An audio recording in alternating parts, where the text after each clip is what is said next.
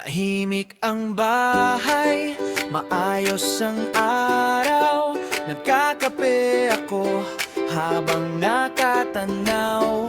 Pero nang makita ko ang noon niyang kulubot, alam ko na may mali akong nasagot.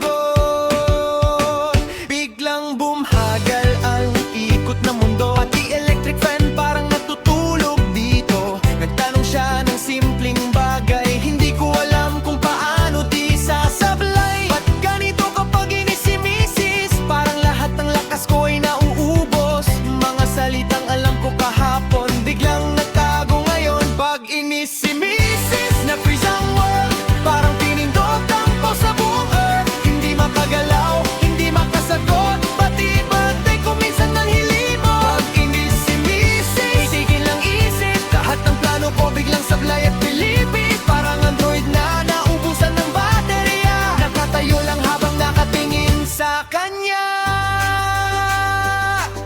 Sabi niya, may napansin ka ba? Sabi ko, wala, at lalo siyang nag-iba. Doon ko napansin bagong riban siya, huli na nang sumagi sa alaala. Gusto kong bumawi at magpatawa, pero mas lalo pang nadisgrasya. Bawat salita ko'y maling-mali, parang exam na walang review palagi. Ba't ganito kapag nakataas kilay? Parang may bagyong paparating sa bahay. Puso ko'y kumakabog ng mabilis, red alert kapag si misis. Pag inis si misis, nag-freeze ang world, parang pinindot ang pause sa buong earth. Hindi makagalaw, hindi makasagot, pati birthday ko minsan nalilimo. Pag inis si misis, misigil ang isip, lahat ng plano ko biglang sablay at pilipit. Parang android na naubusan ng baterya, nakatayo lang habang nakatingin sa kanya. Sandali. Tahimik. Masyadong tahimik. Mas nakakatakot yata yun.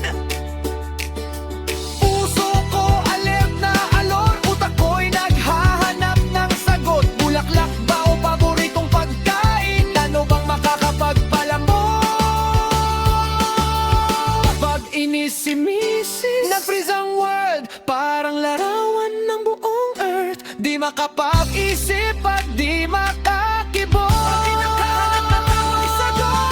Pag inis si misis, titiling isip, pero siya pa rin ang laman ng pag-ibig. Kahit minsan ako'y sablay at pasaway, sa kanya pa rin uwi habang buhay.